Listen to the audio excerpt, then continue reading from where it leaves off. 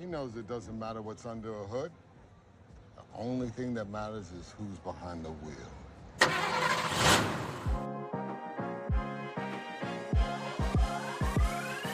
When I'm flushing it, I don't stick to this.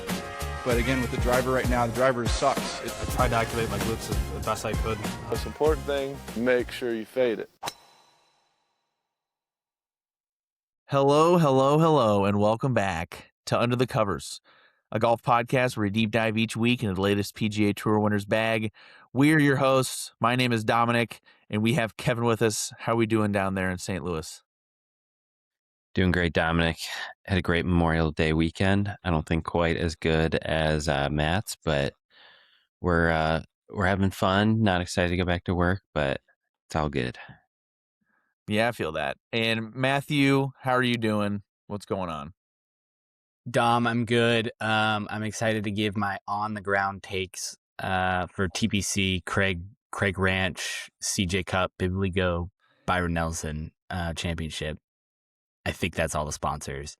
I didn't get a look at the locker room to make sure the lockers were okay, but I'm assuming that they're all going to be intact this week since Wyndham Clark won. Let's hope so. That was actually, I believe it was like his first public acknowledgement of that happening. Did he talk about it after? I didn't hear. Yeah, he had a very quick comment in his post-game interview. And I wish I had it up here so I can read it. But it was essentially like, yeah, what happened last year, that wasn't my best.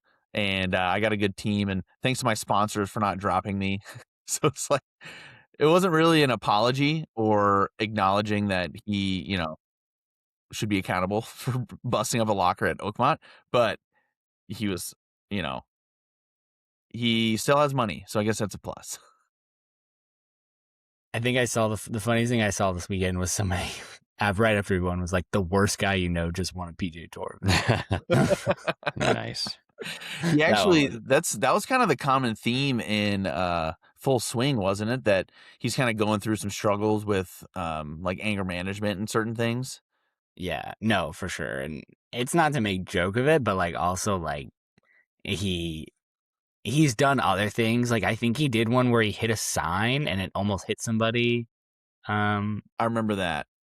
If you like, it seems like if you're gonna be mad on the golf course, you can totally be mad on the golf course. I think it's actually good to be mad on the golf course in some aspects, but just don't get the fans involved in it, and then also don't do it to one of the most prestigious clubs in the world. That's probably not the smartest move in the book. Where they're clearly going to have more tournaments and that he is physically banned for the rest of his life. Right, exactly. Wow. It's got to be like Max Homa. Well, I forget which tournament that was, but it was right after the Masters, talked about Sergio smashing on the tee box. And then he did a very respectful thing. He threw his club into the woods onto the ground where there's nobody. I think around. It was RBC.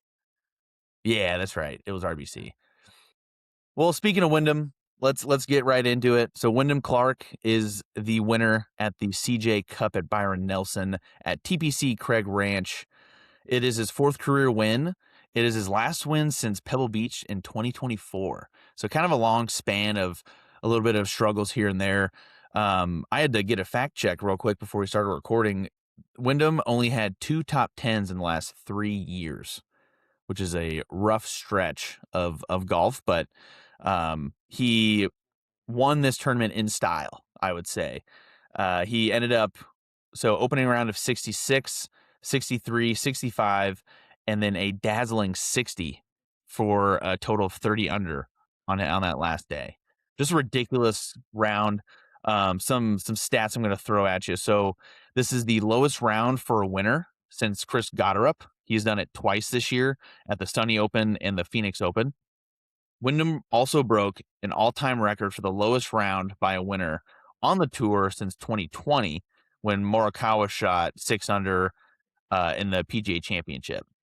So really just kind of uncharacteristic of Wyndham right now, but very cool because he beat some very big names. Kevin, do you have anything on that? Yeah, this tournament was kind of just like what we said in our preview that it was super low scoring. The course redesign didn't do anything.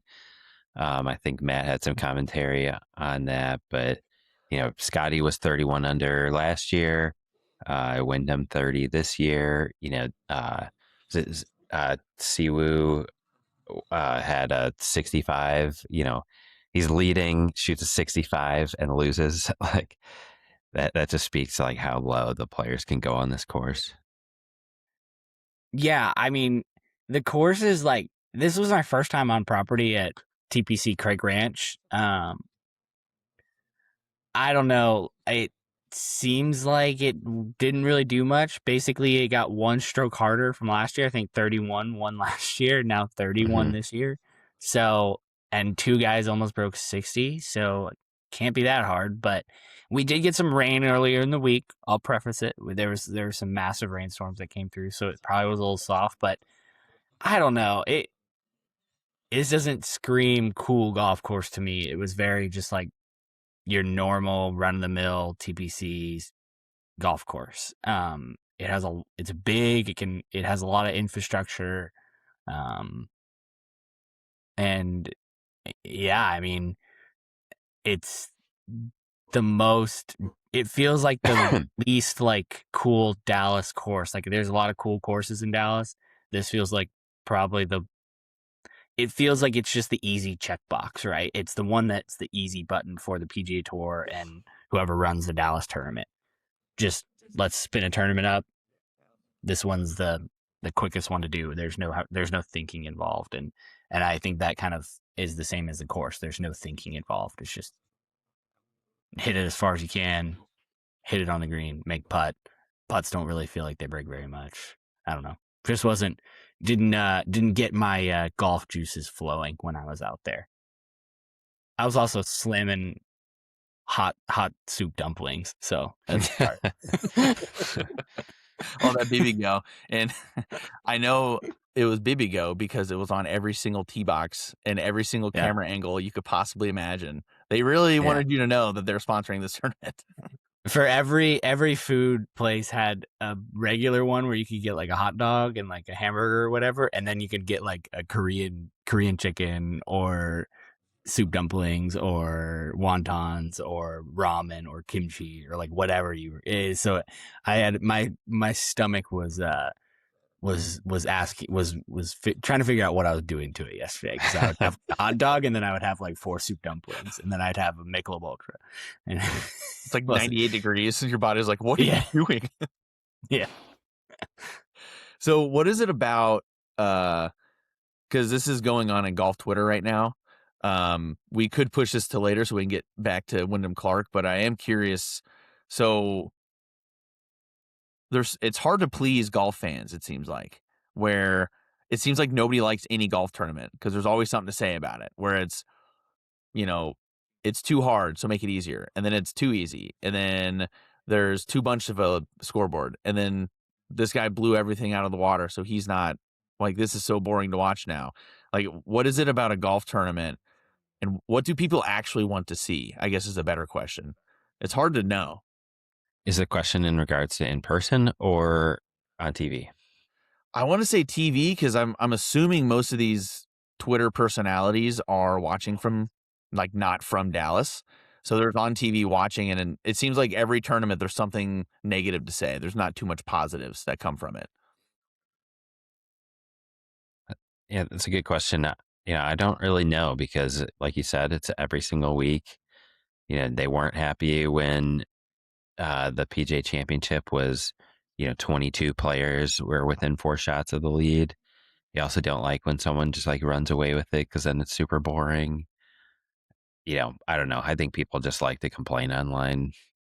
I think that's it. I think Kevin hit it on the head. I think it doesn't matter what we get. They're always going to complain about scoring or whatever. Like, you have Joseph Lasagna and the fried egg guys and the no laying up guys. Like, they have their whole things, and I in some ways I subscribe to that thought. More, I just think it's funny that they spent $25 million on the renovation to make it harder. It wasn't any harder. Yeah, I think the door pros are so good that they're just gonna. they're going to tear up anything if it's soft out there. It doesn't matter what the golf course is. So when the cut line is what was it, like negative? It was like 8 under. I want to say 6 under. That's something wild. like that. That is a wild Yeah. tournament. Yeah. Speaking of no laying up, and then we'll get to Wyndham's bag, but they had a very interesting take on golf now, where there's old golf and new golf, is what Solly was saying. So it used to be a very week-to-week event, and each week you say, all right, how are these guys going to do at this course, or what are they going to do in this weather conditions, whatever. But with FedEx Cup points and world ranking points and everything, there's like an end goal. So it's almost like a league now where, TPC Craig Ranch, it's almost like the 37th game of 162 in a baseball season. Like it's not as exciting, I guess people don't think. So, and it's not one of the more important events like a major. So people just don't watch it enough, I guess, or maybe they don't put enough effort into it. So it's a very interesting way to look at golf now, where it's more of a league and more continuous, and people don't really necessarily feel like they need to watch these middle tournaments. I don't know if y'all have noticed that yet.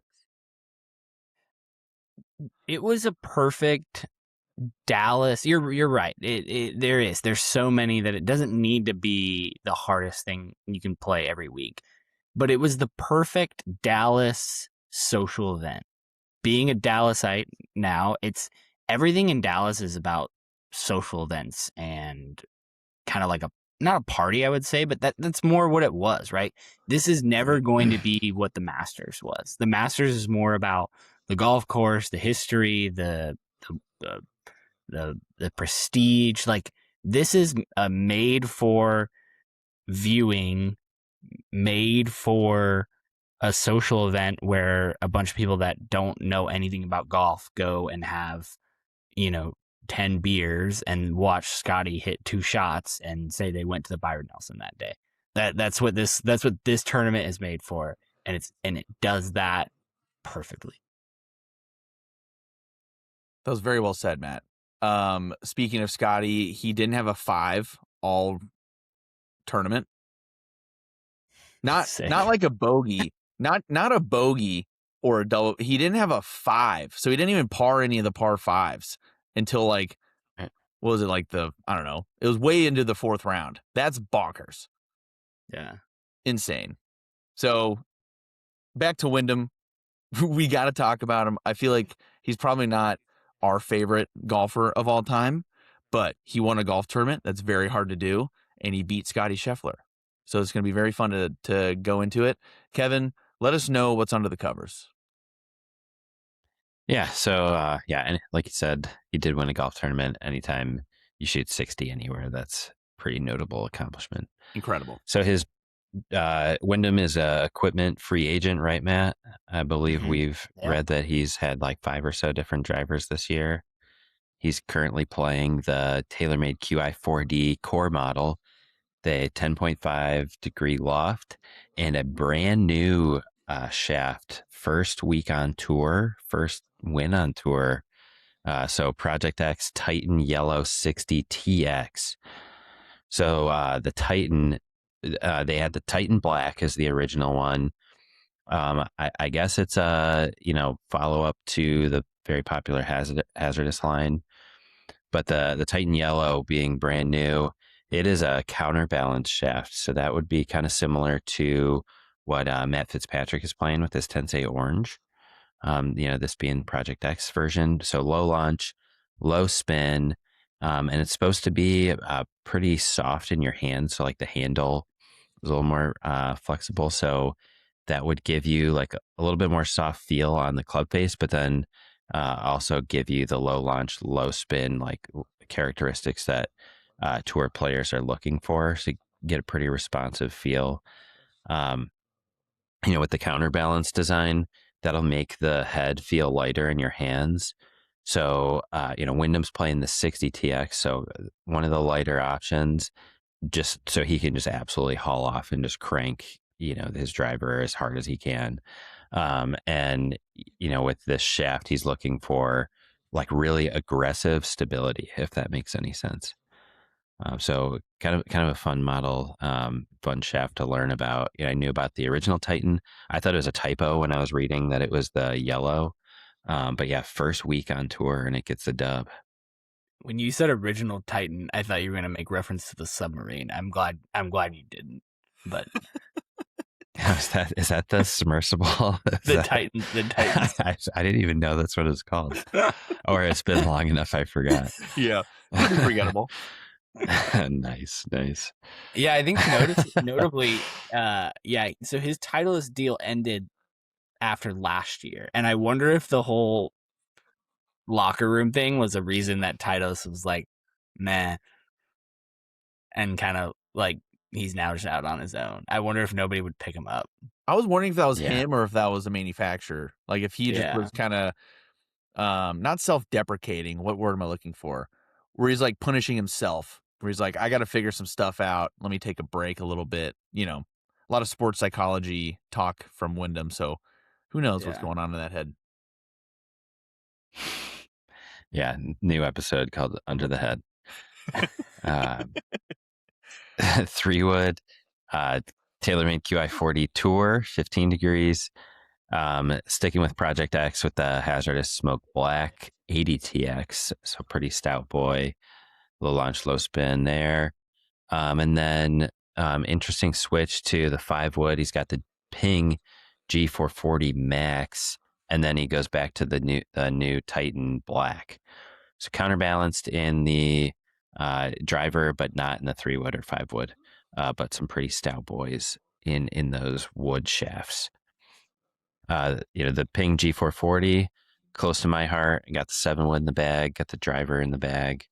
I think Ping makes just the most forgiving woods there is, but excited to talk all things Ping at all times. Can you do me a favor? And I feel like you've explained this before, but just as a refresher, what exactly does counterbalancing do? Like when you have a counterbalance shaft, like what is the reason for having that?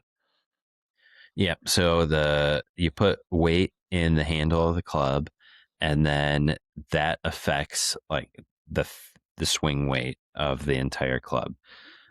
So in this case, he wants like a total weight. That's like a normal. I don't want to say swing weight because that's its own thing, but he wants the total weight of the club to be something specific, and then he wants it to feel lighter in his hands. So it's like, picture if you're holding like an iron and you hold it at the grip end, it feels pretty heavy because a lot of the weight's in the head. Then if you flip it around and you hold the head, it feels like, you're swinging like a dry noodle. Like it's so light. So that would be like an extremely exaggerated version of, adding some weight into your hands. It just makes it feel lighter, even though you can keep the same overall weight. Does that make sense? Yeah, it does. Okay. That helps a ton. Thank you. Yeah. So if it feels lighter, you can really like go after it. You can like haul off on it, like swing very aggressively. And he swings really hard at the golf ball. Mm-hmm. Can confirm. It's pretty impressive. Yeah. Mm-hmm. Yeah, if you had you could have a really light club with a really heavy swing weight and just be like absolutely exhausted if you're trying to swing, aggressively time after time after time. Mm-hmm. Yeah. But let's hear about those irons. Yeah, irons. He's still rocking the Titleist. In his long irons, he's got T200s for 4 and 5, T100s 6 through 9. Here's our extra stout boys again, Dynamic Gold X7s in those shafts. So aggressive swinger, stout boys across all of his shafts so far. Pretty consistent bag. We've said like last week, Aaron Rye's bag was kind of all over the place. We've had other guys that had, kind of thought-provoking things for why are they trying to do something. It didn't seem consistent. Wyndham's bag seems pretty straightforward so far, just some mixed brands. Wedges, I think Matt might have some commentary here, but Titleist Vokeys SM11s, 44 degree, 50 degree, 54, and 60. He's got the True Temper Dynamic Gold X7s in the 44, and then he goes down quite a few steps softer, go into the S400s, but still quite a stiff shaft for us normal people in the rest of his wedges. Yeah, couple notes here. So I feel like this is the first person we've seen with the 44 degree wedge. So the 44 is new from Vokey. So essentially, Aaron Rye had the 45 that's been to a 44, right? the 40. Okay. Yeah. So yeah, it was the 44 is like that. That's exactly my point. So when you bend a 45 degree wedge or a 46 degree wedge down, you basically increase. I guess what they were saying is you increase the potential for digging. Like the wedge will dig easier into the ground. Right. Yep. So a lot of pros like to have a Vokey wedge or a wedge instead of a pitching wedge, because they can use it around the green. It's a little bit more versatile, things of that nature. And so they specifically came out with a 44 degree Vokey wedge because pitching wedges are going down in loft over time. And so they basically, that's their lowest loft. That's the specific reason why they came out with that. So it's cool that he has that in there. He's got the WedgeWorks L grind, which I think we talked about recently on the pod. Not a lot of L grinds out there, which is cool. As for his stamping, pretty bland. Just has WC stamped on all his wedges, and then he has the true lofts actually stamped on there as well. So not too bad, but could do. I feel like he could have do some cool stuff with his names, with Wyndham or something. I feel like there's definitely some content out there for that. Yeah, definitely. And then his putter is exactly the putter I want Dominic to purchase. Maybe without being featured on the Lead Tape Chronicles, but the putter itself, I would love Dominic to have. He's got the Ping Scottsdale Tech Alley Blue onset putter. So again, the theory is it's a lower torque design, not zero torque, and it's center shafted, but the shaft is onset, so it's back from the face. And the thought is that you're like dragging the CG behind the shaft. Direct, there's no plumber's neck or bend in the shaft or anything. So the shaft access would go straight in line, like in plane with where the CG is. And then you got the big head, so high MOI design for, off center hits. And Dominic, I'm just waiting for you to purchase one. I feel like we said in the past, like if that putter got a win, you would go and buy one. But I think we may have been talking about Tony Finau, but I think this should count too. I was going to say, it was definitely if Tony Finau wins with it, then I will. Tony's safe bet right now. Tony played sick this week. He had a top 10, didn't he? I did. I saw Tony Finau. Oh yeah? What? He was putting back to normal, right? He was. The comment I got from a guy I was with who he's not much of a golfer. He was a funny guy though, and he goes, "Man, Tony Finau's arms goes down to his knees. That guy has some levers." I was like, "Yeah, that's why he hits it so damn far." Dude, he's a big dude. That's funny. He's so lanky. Like every time he moves, it's like like a puppet without a string. It's like kind of drags along, but he's so swaggy at the same time. It's crazy. And he was playing with Blades Brown, who's this little 19-year-old child. I was like watching the handshakes afterwards. So, the classic is the half dap. But then I'm all about the half dap. I love it, but I wish everyone else was on the same page. There's so many times when I have no idea what somebody wants to shake. So I'm like, I kind of go lower just to shake hands, like put her there, pal. But then they slip it in, and I never know if you go full or if you just do this one. Like, it's hard to read. But I was watching Blades go up to Tony Finau, and he has some, he's 19. He just got temporary tour status. He's pumped. And then he goes up, does the half dap, and then like slightly leans in. And Tony Finau doesn't move at all. He stays back, and he basically holds him in. He holds him where he is and doesn't let him come in for the hug. And then same thing with his caddy. He's just like, he kind of stays back and is like, yeah, I'm not doing the full hug. Let's get off the green. Yeah. So Finau was T6, so I feel like this counts. You got the win for the ping alley blue onset, and then Finau being top 6. It's like basically like Tony Finau won. I think we should get Ping to send us one. We can make that All right. happen. Yeah. Oh man, that'd be so sick. I have so many ping putters, but this one's way cooler, so I want this one. Anything else on Wyndham? Just last thing, his ball, he plays the Pro V1X. We have not had too many people be winners and play the X. Lots of Pro V1. We've got the left dash, got the double dot. But yeah, Pro V1X for Wyndham. I just picked up a box of left dashes today. Nice. I'm doing some internal testing for my trip to Scotland. So we'll see. Nice. Ooh. That'll be fun. Yeah. So that's it for Wyndham. But as for the tournament, the CJ CUP Byron Nelson at TPC Craig Ranch, sponsored by BBGO. So many names. The one name that I like calling it is the Slump Buster. There was a lot of low scores this week, including Siwoo Kim scaring the Jim Furyk record. I played a little game on Friday evening. It was take a sip of beer every time they mentioned the number 58, and I blacked out. I woke up in the neighborhood. It was too many times, just ridiculous.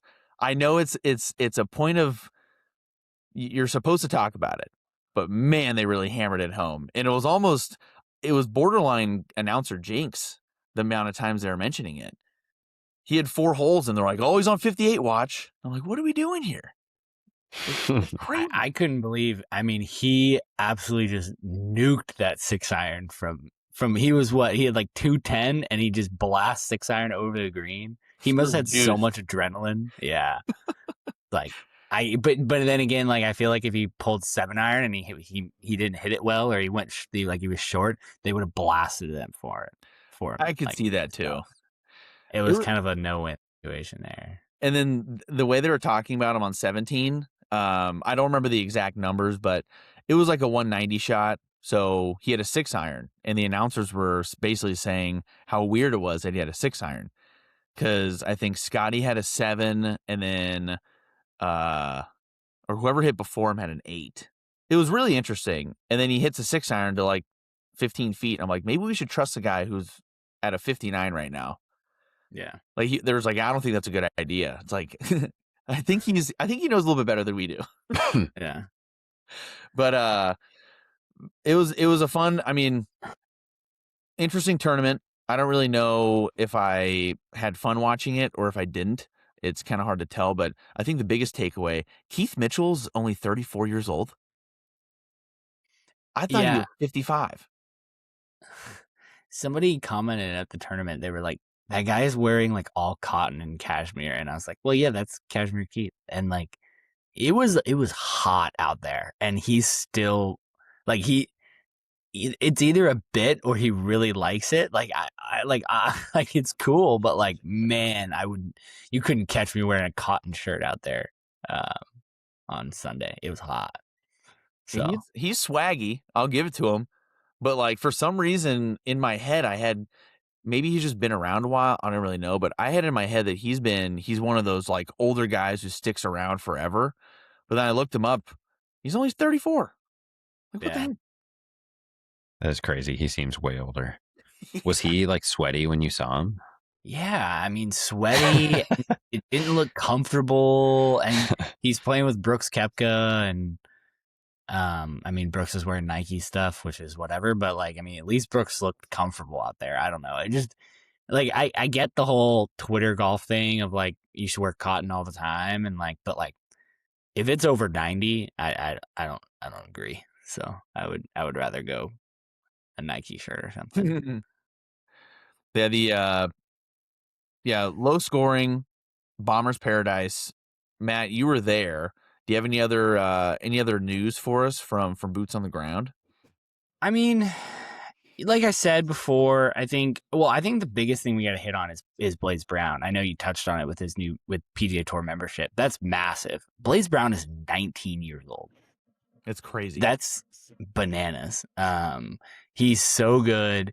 He's really calm. Like, he doesn't look, I mean, he looks a 19 for sure, but he doesn't like act like he's 19 out there. Like, he's acting like he's just a regular tour guy out there. So, good for him. Couple quick points. Yeah, very hot. It was a big party scene. 17 was bonkers, and BB go everywhere. I mean, like I said, the food was definitely not right for the temperature out there, but I loved it. It's cool to not just eat like a $15 hot dog. Like, I can eat a $15 plate of noodles, I guess. I don't know. And it was so different than anything I'd ever been to before. So I actually found I enjoyed myself out there. To be fair, I mean, my biggest takeaways are from the week was, I feel like I'm grouping now in this group of best players on tour that just don't win. Siwoo Kim, I feel like he's up in the lead every week and just doesn't win. Ludwig and Sung J M. I don't like. I can't. I don't think they've ever won, and I feel like they are all like, wow, these guys are so good. It's like, okay, it's time for you guys to win something. I agree with that. I think this tournament in particular is a little biased because of the sponsor. I think it was a little bit of a fix. You got to have the Koreans up on top. They're all sponsored by CJ. Yeah. There was a big, I mean, so for anybody that doesn't know, North Dallas, Carrollton, Plano, McKinney has a huge Korean population. And that is, so Siwoo Kim, Sung J M, I don't know if Sung J, but a lot of those players live in that area, like right next to that golf course. So I will say it actually does, although it's probably weird that like that sponsor and those events are in Dallas, it actually doesn't. It actually makes sense because that's like a big part of that community. Honestly, we've had some awesome dinners around that area. There's some really good restaurants in that space. Nice. So I love living near it. I mean, it's cool because I get to, you get really authentic Korean, Japanese food, whatever you're looking for, and it's all within 15 minutes of my house, which I'm a big fan of. So that'd be really nice. Yeah. Because don't they like Scottie and is it Scottie and Siwoo or Scottie and Sunjay that play all the time? Scottie and Siwoo. Okay. They always play money games. Yeah, they're big in the money game area. I want to know the stats on those money games. That'd be interesting.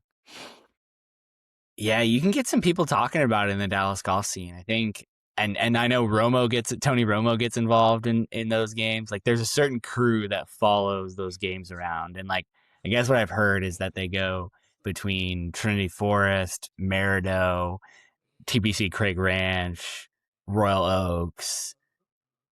They kind of travel around the Metroplex, essentially. Like, every day is like a different spot, and they'll go play a different course and like a different money game or whatever. But kind of like Siwoo, you have Spieth involved, Tony Romo, like they're all kind of a crew that kind of travels around, which is honestly sick. That's pretty cool. Yeah. I would pay to watch that. I guess I already do, technically. Yeah. But yeah, we kind of front loaded a lot of our Byron Nelson recap. Is there anything else? If not, we can go right into golf news. I feel like if we're gonna get rid of a Texas tournament, this is the one they're gonna get rid of. This or TPC San Antonio. I think if my power rankings go, probably Colonial, Houston, TPC San Antonio, TPC Craig Ranch. What do you think, Kevin? I really like the Valero Texas Open San Antonio. I've been to Colonial to see the Charles Schwab, and I've been to TPC San Antonio to see the Valero. And I probably like Colonial a little bit better, but TPC San Antonio is just like such a cool venue, like with the resort. Um, yeah, I mean this honestly felt like the most like I don't want to say like irrelevant, but like irrelevant event on the PGA Tour season so far. I feel like that might be a little too intense, but you know, I feel like we kind of had some buzz with some earlier signature events, you know, the majors. And this was like really the first event of the year with like very minimal buzz. The course that's not like super notable or memorable to that many people, you know, the fan excitement didn't seem like that crazy. You know, the players just tear it up.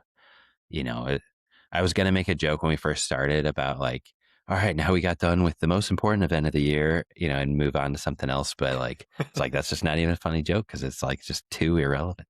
Yeah. When Sorry, CJ. I just don't think there's room in the schedule for 4 Texas tournaments. One's gonna get got, and I think it's gonna be this one. So I'd be pretty disappointed if it was one of the others. because I think Colonial serves the DFW market. Like if you really want to go to a golf tournament, you live in Dallas, you could drive over to Fort Worth for the day. Like it's not that bad. Yeah. And it's a shot shaper course. Like you have to be accurate. It's not just how far can you hit it too. So like I think that adds a little element to it. Everyone keeps saying how easy Craig Ranch is, but like TPC San Antonio, it at least has the hills on the edge of the rough. So if you do hit a bad one, you're not rewarded. You're in trouble if you don't hit a good shot. It's like maybe just because it's a tad harder, I would say San Antonio, but it's kind of a tough choice. I mean, would y'all say with TPC Craig Ranch, does that kind of just prove how good these pros are, where you know there's all the talk of 25 million of not making it harder or whatever? It's just kind of a normal course that you can play. Does that kind of show what all these YouTube people are like? Oh, what if a pro plays this course? Like now you see it. They go 31 under in 4 days. I think that's like 2 parts. Like you said, how good they are, and then it also like emphasizes like how immensely hard it is to like design a difficult golf course, like, and the importance of like golf course architecture and like why the people who are really good at it are like famous like golf household names.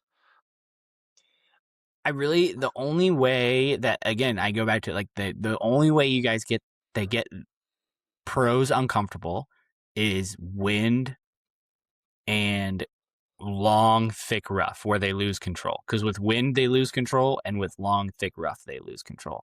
And here, the rough wasn't that thick, and there was basically no wind all weekend. So they're going to tear it apart. And the course is zoysia grass, which is like a really nice grass. It basically makes the ball sit up really nice. Dom, if you remember, Buffalo Ridge was zoysia, and Paynes Valley was zoysia. Mm-hmm. Zoysia. So that's a very nice grass to play on. If that was it just makes it easier. It's not Dallas is usually Bermuda, but when you have that much money, you can grow anything. So. Pretty sure my neighbor's grass is zoysia, and it turns so much more yellow than my grass, so it looks far worse. If you're wondering how fluffy it is, go look at Scottie shot on 17 in the last round. I thought it was for sure going to go out, but it's somehow stuck in that nice lush rough, and he was able to get up and down for par. But yeah, I did not know it was zoysia though. Yeah. What else we got going on in the golf world, Matt? Well, this was, I think, about a week ago now. TaylorMade announced going to a 2-year release cycle with driver. So this leaves Callaway as the only major manufacturer still on a yearly release cycle with driver. Pretty big news, especially because they're a public company. So that's a lot of why these companies release drivers every year, is for shareholders and for earnings and all, because, usually when you release a new driver, you get a bump in earnings. So I don't know, Kevin, what do you think? I think this is pretty big news in the equipment world. probably probably like the biggest, because of we've seen like a marketing giant TaylorMade is. And yeah, I would wonder if this is sort of to like try to get them like elevated in terms of notoriety of their equipment in the long run, because like, if you buy the TaylorMade driver now, it like loses its resale value in like a year. Where Titleist stuff like really doesn't lose its value for like a while, and it's like pretty desirable for many years into the future. And you don't feel like you're just getting, with Titleist, you don't feel like you're getting, the new pair of shoes every single year. Um, I'd be curious if that was the thought process, or if it's like on the money side, like investing just into R&D like that much, if they've like toned it back. Wasn't it like 2 or 3 years ago when TaylorMade got sold? Yeah, they've been sold a couple times now. They were part of some Korean private equity, and I think they've been transferred down to other private equity Yeah. companies. So Yeah, they've just always felt like this like marketing giant. Callaway has like the kind of the cheesy marketing, and then TaylorMade just like has bought, so many players. But, if the QI40 fairway woods are as good as these tour pros are showing, that could really like follow along with like why come out with something if you just made the best. right, and I think a lot of it too gets into like Scottie doesn't want to change. It feels like they almost the tour guys don't even want to change drivers every year at this point, right? It's like they get so comfortable with it, and then it's bad PR that Scottie's playing the old driver for them. Yeah. I'd be very curious also to know like what big of a flop the QI35 was, for their like business. Right. Tour players like very clearly didn't like it. The normal golfer, recreational golfers like the QI35, but the tour players didn't. And if they did the 2-year cycle and they went from the QI10 to the QI4D, then like perfect. It's like the QI35 never happened, Right. and then maybe they could see like, all that investment they put in, they could have saved a whole bunch of money, capitalize on more sales on the QI10, and then, keep moving on.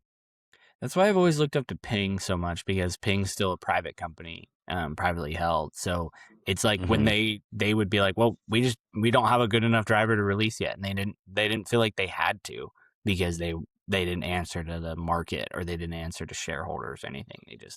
They when they feel like they made good enough progress in R&D, they created a new driver, which I loved. So it's cool to, yeah, it's probably a combination of a bunch of things, but definitely big news. TaylorMade and Callaway were obviously the two giants in the driver game. So Apple, take note.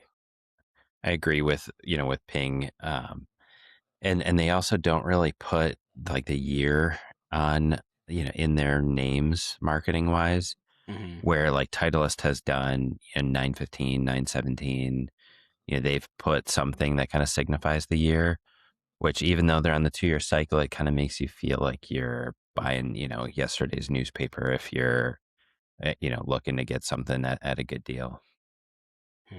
Or they used to have like, like the TaylorMade R7, like they have numbers, or M6, things like that.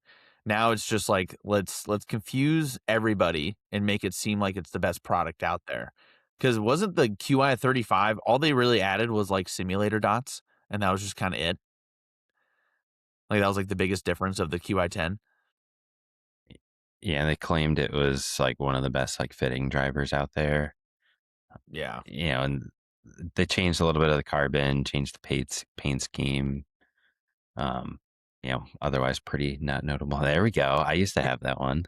TaylorMade R510, pretty nuts. I snapped mine at a driving range. Yeah.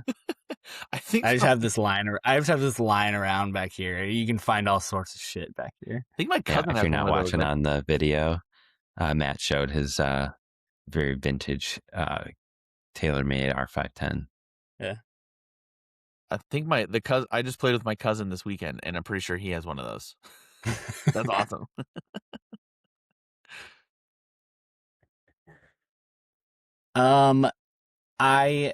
want to get you guys' take. I'm in the market for golf shoes right now, and I feel like the golf shoe market is just terrible right now. They're either crazy expensive or they look like trash. I've always been, so I was a historic FootJoy, DryJoy, and then went to the FootJoy, what was it called? The ones that were the SL Pros for a while. Those were like my go-tos. And I just feel like there's nothing that speaks to me right now. So if you're a golf shoe manufacturer, we need you guys to step it up a little bit. In my opinion. I don't know. I guess I'm gonna try some FootJoy Premiers. I think that's where my mind's going. Yeah, I really like my Premiers. Had some G4s in the past. Really like it. Got the trainer ones. Got 2 pairs of those, and then also the Gallivanters. Those were comfortable. It took a while to break in the heel. Those like ripped up my heel when I first started wearing them. I don't know. I like the golf shoe market right now. I feel like there's a lot of good stuff. There's like some more comfortable, like classy looking options compared to before. You'd have ones that were like as comfortable as dress shoes if you wanted that look. Yeah, I think now you've got a good mix. Yeah, because I'm worried about the Premiers with walking. I walk a lot and then being comfortable, but people do say that they're comfortable golf shoes. So yeah, I'm pretty sure the Premiers are what Tiger switched into before Sunday Red came out with. And it was like big news that he wasn't wearing Nikes. Didn't he wear the FootJoy Premiers because they were like more stable for all the surgeries he's had? So yeah. If it's good enough for Tiger, it's good enough for us, right? I'll say that's why you like it, probably, Kevin. Yeah, very comfortable. I've had the Gallivanters as well. Those are probably the most comfortable that I've had, but I haven't really ventured out with brands. Like I do need to try FootJoys eventually.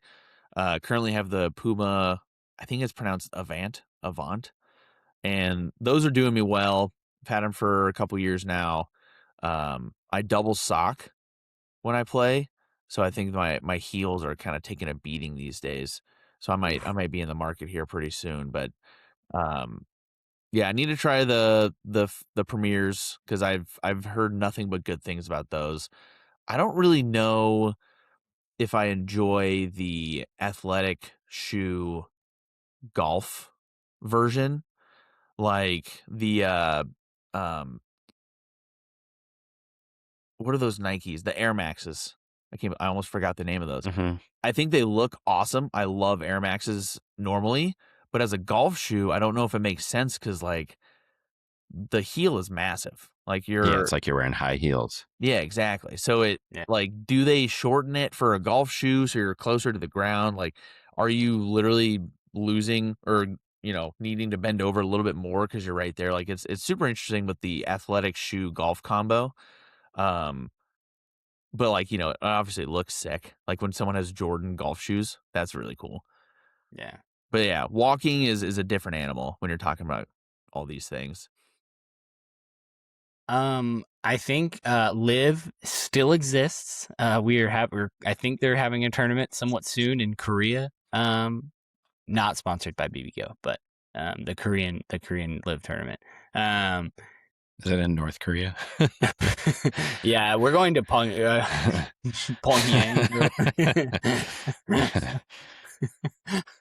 They're looking. That's the new PIF. The new sponsor. That's the new backer for LIV is the North. And John Rahm can't get out of his tournament, and he's gonna. He's Kim Jong is going to shoot an 18 in the first ever LIV North Korea. Legion 43 is going to change to North Korean Golf Club, similar to OKGC but different. Same. Both places you don't want to live. I guess that's the theme. Yeah, Oklahoma and North Korea, but slightly different. Danny Lee is no longer a part of the Korean Golf Club. If you care about, I know. Oh, damn it! You just ruined my night. I can't speak to why or how, but He's no longer a part of the Korean Golf Club. And I think I saw something funny where the 4 Aces even commented on the post from LIV and said, "Is this even allowed?" Like nobody knows what the fuck's going on at LIV. They're taking notes from Dennis Rodman. Like, let's just go to North Korea. Oh man. I did want to ask y'all. Matt, I know your answer because you said it on here before, but you think LIV is going to turn into Maxi Golf of Happy Gilmore 2. I'm thinking, Kevin, I want your take, and I'll give you some time to think about it. He put himself on mute. He's laughing too much. So I think LIV, they're only asking for what, $350 million. I say only, but like that seems like a lot for they valued themselves at $5 billion. I feel like they're going to lose all of their star players because they can't pay them, and then they're just going to basically get absorbed by the PGA and then turn into the exhibition format, kind of like TGL, where it's Monday, Tuesday. It's just going to essentially be what Greg Norman wanted in the very beginning, and it's just going to be owned by PGA. That's my prediction. I want it to be Maxi Golf, where they're doing the surgery to be able to turn more. Kevin, do you have any predictions on what LIV's going to turn into? No, I think your Maxi Golf is the perfect correlation there. In all honesty, I want it to go away and just go back to the PGA Tour. It's like the PIF, has already gotten involved in the PGA Tour when they did that. Like, we thought the merger was happening and the for-profit thing changed, and so it's like the PIF got what they wanted. They got to be involved in golf. And now they don't really have a use for LIV. I guess there could be more to it that I just don't know about, but if LIV became somewhat of like a minor league, like the Corn Ferry Tour, but just like with a little more publicity, then cool. But yeah, I don't know that we have like a need for that right now. Yeah, maybe LIV just becomes like a organized YouTube golf, sort of tour. But who knows? I wonder if maybe the Savannah Bananas will buy LIV. That'd be a perfect match. And make it banana ball, but golf. They're on ESPN now. That's huge. They can afford it. What would be, how like in Banana Ball, if a fan catches a foul ball, it's an out. What would be like the golf version of that? Instead of getting a signed glove, you carry their bag, finish the hole. That'd be cool. If a fan catches a ball, it's an out. I think if Sergio hits a fairway, he gets -1 stroke. if he can find a fairway, I think. I don't know. It could be banana ball. That's like that might not be too far fetched in the near future. There's time limits on your shots. That could be interesting. Yeah, love that, dude. I love the YouTube golf take. That could be really interesting. Because, I mean, was that one that Brian Bros got canceled for? Or not canceled, but it was like their pre-round stuff or whatever that they do. But that was a LIV sanctioned YouTube channel thing, right? Mm-hmm. Yeah. That could be the winner. Yeah. Turning into YouTube golf. I like that. I mean, don't you think, like, really quick, if they did do something like that and they did YouTube Live, don't you think that would get more viewers than airing on the CW? And like, younger doesn't viewers. That just seem like common sense? Yeah, younger viewers too. And it's, you just put it up there. It's just like for whoever will watch it. Yeah. That'd be crazy. There is some issues with YouTube streaming, so I wonder how well it could do. Because it's probably way cheaper than going to a cable provider.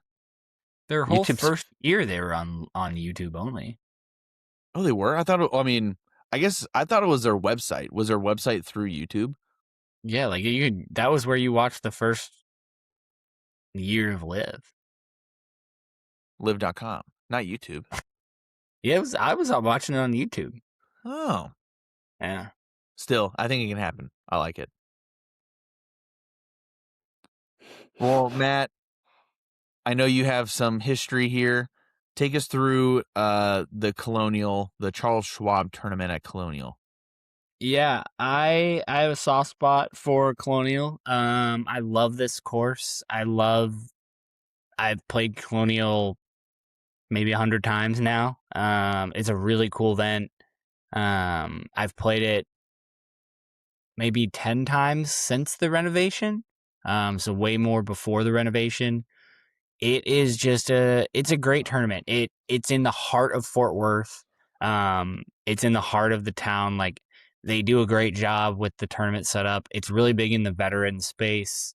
One of the famous stories I have is there was like some veterans that wanted to hit some golf balls on the range and get a lesson from one of the pros out there, and like some like security guy was like, "Who are you guys? Like, who are we allowing these guys to hit on the range?" And somebody was like, "Yeah, this is Charles Schwab that wants them to hit on the range. Like, it's fine. Like, they can do whatever they want." So like, it's just, I don't know. They do a good job there. I hope they get a signature event in the future, but it's going to be tough. There's a lot of tournaments out there and Colonial, but Colonial is a shot maker's course. You have to be able to you have to be able to shape it off the tee.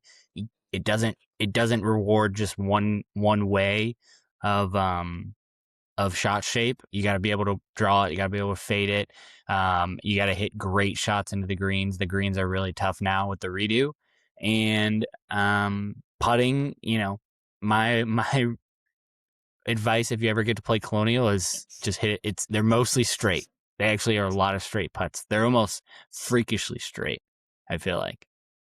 Interesting. Yeah.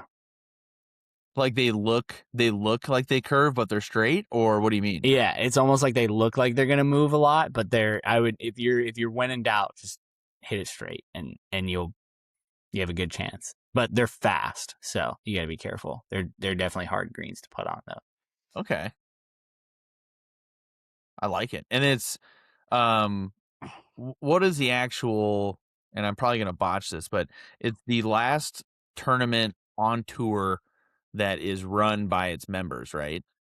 Yeah, so this one is still run where the tournament is run by a lot of the members. The tournament committee, a lot of the staff is mostly members. It's a weird way that the tour kind of does it.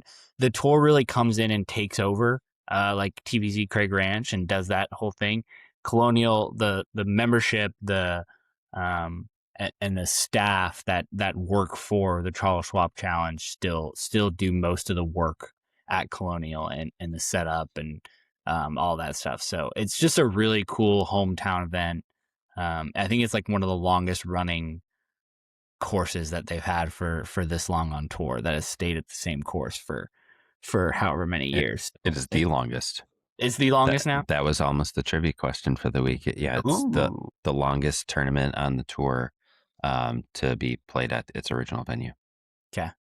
Yeah, and it's just a cool vibe there. They got good vibes at Colonial. So I just wish it would be a little bit earlier in the year, because I feel like it pops around April, late April, early May, and I feel like it's just a teensy bit too hot, where they can't get the greens like super dialed like they want them. But beggars can't be choosers, I guess.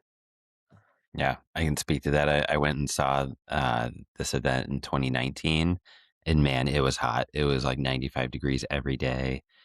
I would love this to be a signature event earlier in the season, when we had that run of like every tournament was a signature event. I think this one's like way cooler than some of the ones that we didn't even know were signature events. Yeah, I thought everything about Colonial was cool. Course is cool. The walk is it's a little bit of a tough walk, but not obscene or anything. No. Some different holes, different layouts where you can see multiple holes. There's some holes where like OB on a side with like some of like the woods. I think it's a cool like spectator course.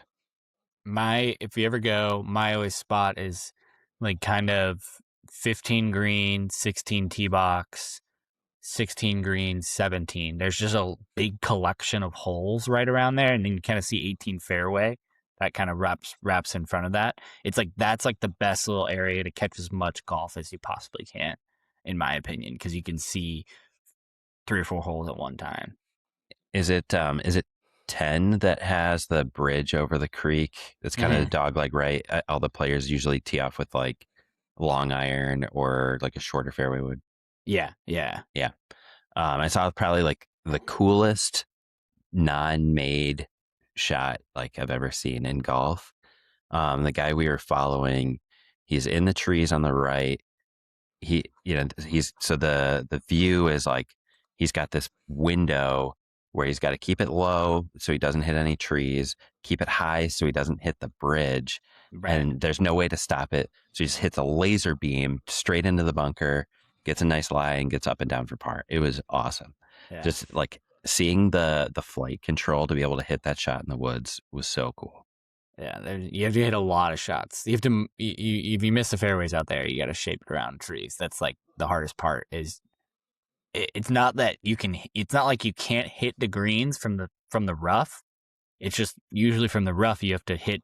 You have to shape it around a tree also, which is borderline impossible. Mm-hmm. So. But I that's all I got. I think let's hit that trivia. I'm upset that wasn't the question. But I'm pumped for some Colonial questions because I feel like you're gonna have to stump the. This was a tough one because I knew you would know so much about Colonial. You're always the one to nail me every week.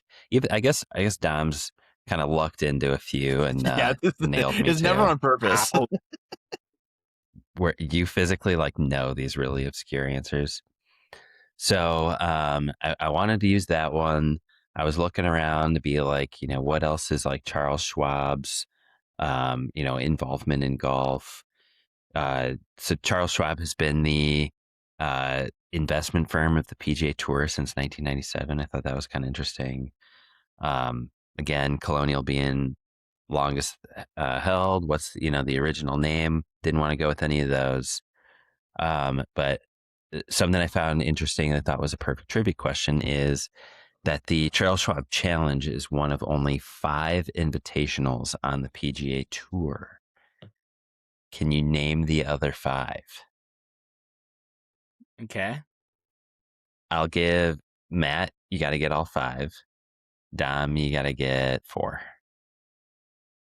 Just because Matt just isn't a nerd about this stuff. Invitationals. So invitational in the name or invitational term? No, it's as status, invitational status. Okay, I'm going to...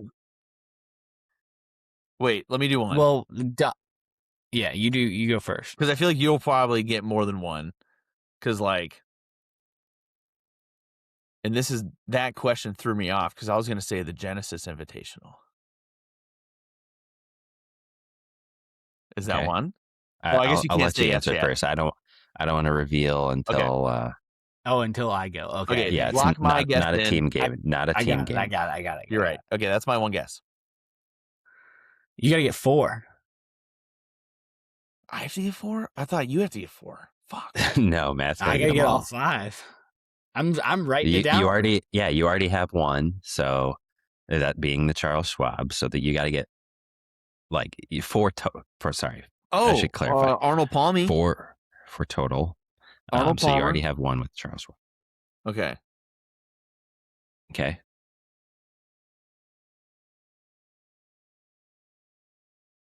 Why do I feel like Deer Run is one? I think one of them is harder to get than others, but maybe not for Matt. Okay, I'm going to lock in Genesis and Arnold Palmy. Matt, are you writing them down? I'm thinking through stuff, yeah. If you want to go on a little break that we could edit out, you could pull up the PGA calendar. But only Dom. Matt, you can't. Look up the PGA calendar and guess from there? Yeah, because they're not necessarily in the name. Okay, cool. I got my 5. Okay, give me 1 second. I'm unsure on 5. I'm 100% sure on 4 out of the 5. Okay. Okay, so I'll go through mine, and then Matt, you come back with probably the more right answers. Okay. I'm keeping Arnold Palmer. I'm keeping Genesis. Who is RBC? Give me RBC. And then, yeah, give me the John Deere Classic. For some reason, that screams invitational for me. Okay. All right. You ready for mine? Yeah. Charles Schwab Challenge, Genesis Invitational, Arnold Palmer Invitational, Memorial, Pebble Beach. Quite close. Dom does win because he had to get one less than you, but Pebble Beach is not an invitational. Oh, I was unsure on Pebble Beach. Yep. So Charles Schwab Challenge, Genesis. So the Genesis kind of interesting. The name is Genesis Open, but it's also Genesis Invitational. It's because it used to be the LA Open. Yeah. Yeah. Right. But having the Open, that doesn't sound like an invitational, but anywho, Arnold Palmer Invitational, RBC Heritage, and the Memorial. Okay, so RBC is one. Yeah, I would have never guessed RBC. Like nothing about that says invitational to me. I knew Memorial was. I knew Memorial was, yeah. Yeah, it's obviously not in the name, but that's a pretty notable tournament. I got a trivia question for you guys on this one. Cool. This one's always a fun one. Sure. So Colonial almost lost the tournament around 2017, 2018 time. Okay. Mm-hmm. They went with a sponsor of the tournament that ended up being basically like a fake company that like went under soon after the first year of them hosting it. They signed like a long-term deal. The year after, it ended up being the Fort Worth Invitational was the tournament name. What was the company that sponsored them that year? I know this because I was looking for trivia questions, so I'll leave it to Dom. And you They're said no longer a company. I feel like it's just another finance company, like a KPMG. No, it was Dean and DeLuca. It was a food company or something. Upscale grocery store. The description. And they like went under like soon after, and then they, obviously filed for bankruptcy and got out of their sponsorship. But my dad has a shirt that has the Dean and DeLuca championship on it, so it's like kind of a relic of the. That's sweet. Yeah. Okay.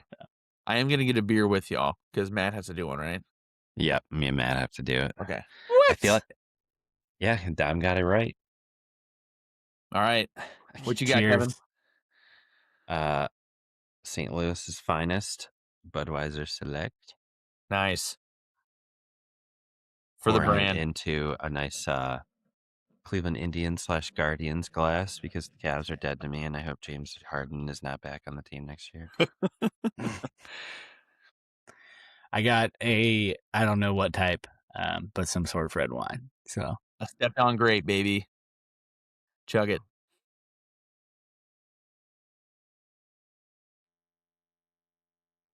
Ooh. Ooh. Chugging wine tastes terrible. Yeah, who would ever do that?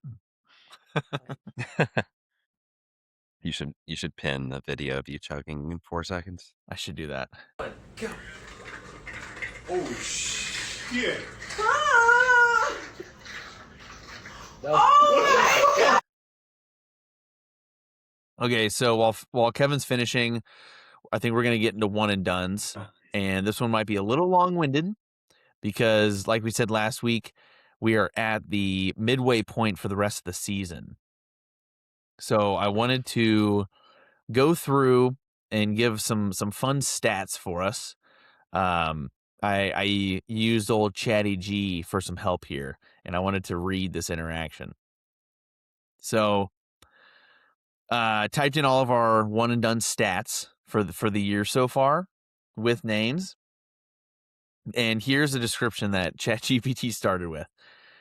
A few things immediately jumped out. Dominic is absolutely cooking. Kevin is the definition of volatile. Matt may have assembled the greatest miscut portfolio in modern golf history. I'm more of I was always a Claude guy anyway. Yeah. So this is a first pass breakdown. So let me go back real quick for this week. So this week, Kevin is leading the pack. He had Scottie Scheffler, who finished third place. And then I went with Jordan Spieth, who was T19. And then Matt had Rasmus Højgaard, who was ended up at 62. So once again, we all made the cut, which is massive. Pretty solid weeks, but going into totals. So I'm sitting at 262. Kevin is at 437, and Matt is at 691. So the things that stood out, Matt, this is what ChatGPT is telling me.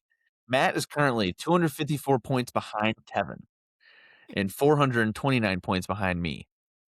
This is not and I'm quoting, that's not a deficit. That's a competitive reconstruction project. So good stuff. Average finish, I'm at 20.2. Kevin is at 33.6, and Matt is at 53.2. That's average finish. The median finish is kind of interesting. So my median finish is 18, so 2 points lower. Kevin's median finish is 24, so 9 points lower. And then Matt's median finish is 59, so 7 points higher than average. It's fine. Which is That's wild. awesome. We've had some bad picks, but we're fine. And that's okay. And that's okay and I have some fun stats coming later about that. So worst finish. My worst finish is 49, and there's an asterisk because it even says not counting Dominic's finish at Zurich because my team made the cut. I got lucky though because the cut line was like 35.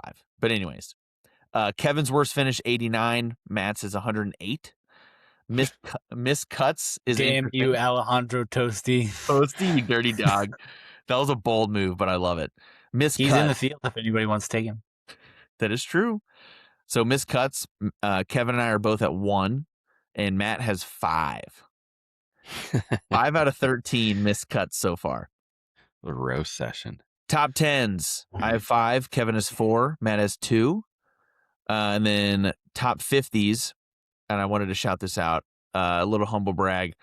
Out of 13 events, I have 12 top 50s. Kevin's at 9. Matt is at 6. So then there's some narrative stats that Chatty G gave. So I only have one worse finish than 49, which I think it's counting my worst finish as missing a cut. And then 9 top 25s, basically no disasters, and then 1 win with Cameron Young. So my average non-major finish is 20.4. And then Kevin, and my nickname is the Spreadsheet Assassin. Kevin, the Boomer Bust Merchant. Kevin's card is hilarious. He has a 2nd place, 3rd place, 5th, and 8th place finish, but also 49, 65, 89, 79. So he either contends or he detonates. It's the first. Sounds about right. If you removed your missed cuts and finishes worse than 50, Kevin's average finish is 11. But that's pretty fun. So he's secretly elite when not self-sabotaging. And for the listeners, I'm throwing a lot of numbers at you. Hopefully it's not too crazy. I feel like I'm hoping to explain this well. But Matt is the cut line terrorist. He has 5 missed cuts in 13 starts, averages 53, 2 triple-digit finishes this year, yet somehow picked a winner. Matt Fitzpatrick had Rory at 19 and a major top 25 finish. This is a deeply chaotic card for Matt. It was funny. I was walking in to the to TPC Craig Ranch, and one of the featured people on like where they put their head on like the score on like the things walking by was Pearson Cootie, and Mrs. Under the Covers goes, "Didn't you pick him to win? He did terrible one day." And I said, "Yeah, I did. Thank you very much for that." Thank you, Mrs. Under the Covers. Appreciate that. And he did well this week, which is very fun. Yeah. It's a common theme that we're all just late on our picks. So major picks. Our totals for the majors. Dominic, I am at 22. Kevin's at 44. Matt's at 70. So really not bad because majors are double. So I don't think it really factored that in.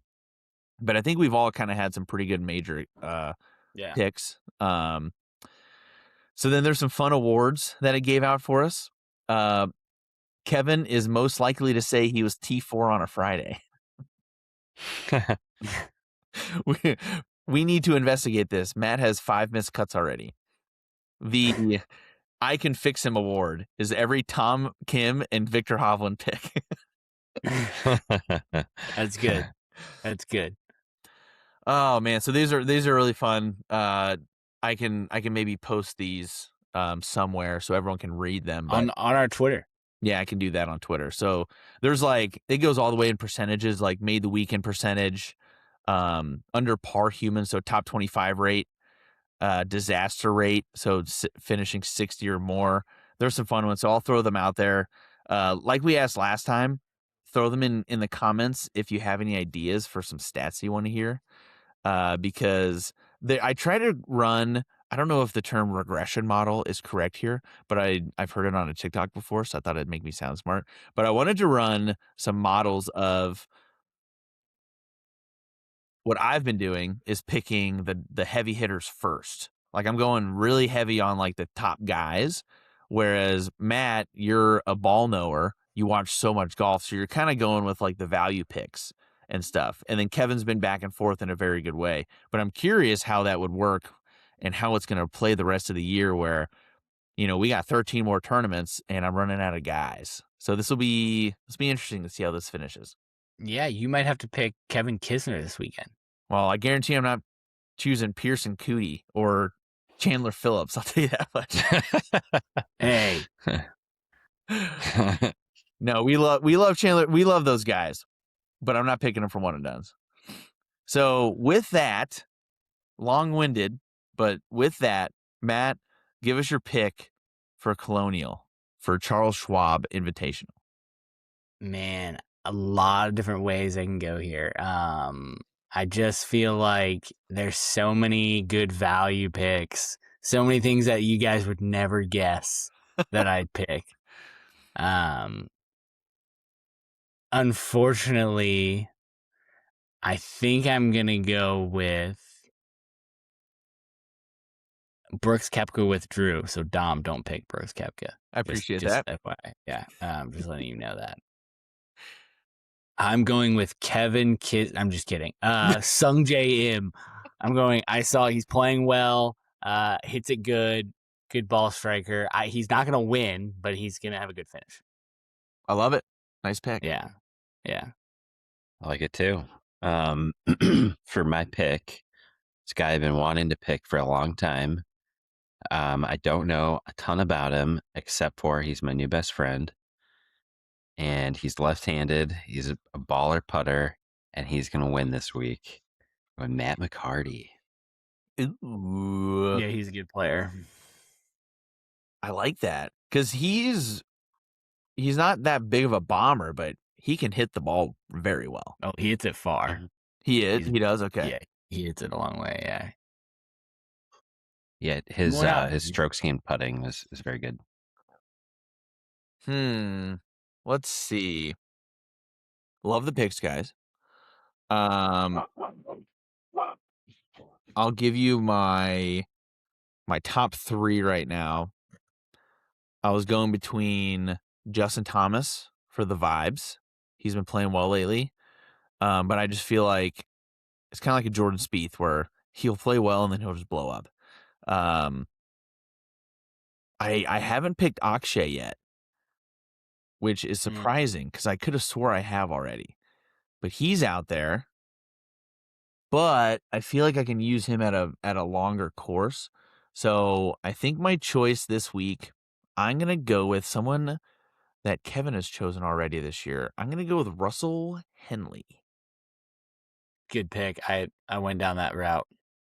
Yeah, I think he's played here pretty well in the past, but like Matt talked about it a lot, where it's about shot shaping and accuracy, and I feel like that's exactly what he does. And he just kind of sneaks up the leaderboard. He doesn't really make a splash. He just kind of sneaks up there and kills you silently. So I like Russell this week. Can I I like it. Can I ask you guys something? Just kind of random thought here. I was looking at Matt McCarty's stats. Just there's a term for what I was doing, looking at my roster, but I'll keep that to myself. But Matt McCarty's proximity rating is 10th on the PGA Tour this year. So what do you think that is? Like, it's the feet to the hole, proximity to the hole, 10th. What do you think that is? I would say it's like 32 feet. Dom, what do you think? Oh, like what is the foot number? Mm-hmm. I'll go under. So 10th? Yeah, I'll Mhm. say under. Give me like 24. A little bit under. Yeah, Matt's a golf nerd, and he's pretty spot on. It's 35 and 7 inches. Nice. So that just like shows how hard golf is. Like 10th on the PGA Tour is still over 10 yards away. Proximity to the hole, like, and like we're amateurs that get like pissed off, if we are on the fringe, on something. It's like golf is so freaking hard. I just Like thought that was 12 feet from the interesting. hole. Mm-hmm. Yeah, it's always fascinated me, like when they talk about that stuff, how like when, pros only make 50% of their 8-footers or 10-footers or something, and you feel like every time you watch a pro line up an 8-foot putt or a 10-foot putt, they're cashing it. But mostly it's because you only see the guys that are close to the lead that are actually playing good. That hit those shots. So I think that kind of skews what people's perceptions a little bit. You don't see the guys shooting, a couple over par, early in the mornings and stuff. So Yeah. That was a big topic too, is what is considered a stick in golf terms. I don't know if y'all have thought about that at all. Like, what do you consider a stick when someone says, "Ooh, that guy's a stick"? Matt. Yeah, I was gonna say it. less than 5 handicap. Oh, okay. I would have said like scratch or better. Yeah, no, I guess you're right. Yeah, I think, Yeah. maybe you're right. A scratch is if you're scratch, you can be considered a stick. Maybe better than a 3 handicap. I almost want to say it's like a little vibey too, where if there's just like some goober out there who's a +4 handicap and I don't know, has all the gadgets and everything, you're not gonna call him a stick, If they're winning matches, I don't care how you do it. Yeah, that's true, because you would say he might be goofy, but he's a stick. You would still say that. So maybe that take is wrong, but That's what we say about you. me? Mm-hmm. I don't win anything. Well, beautiful. Do you have anything else, guys? No, just it's gonna be a fun week at Colonial. Hoping that Danny Lee recovers from not being at the golf club anymore. You're gonna go one out for Danny Lee. Pour one out for Danny Lee. Let's go. God, I'm gonna drink myself to sleep tonight over that news. It's crazy. All right. Well, thanks for listening. Appreciate it. Follow us on our socials: Spotify, Apple, YouTube at Under the Covers Golf. Like Matt said, excited for Colonial. Hopefully, are you going to be boots on the ground? Is there going to be some more dumplings you're going to eat? No, not boots on the ground this weekend. I got my share. Got some golf lined up this weekend at some places up in Dallas. So, gotta shake hands, meet some babies, all that sort of stuff. Beautiful. All right. Well, thanks again. See you next week. He knows it doesn't matter what's under a hood. The only thing that matters is who's behind the wheel.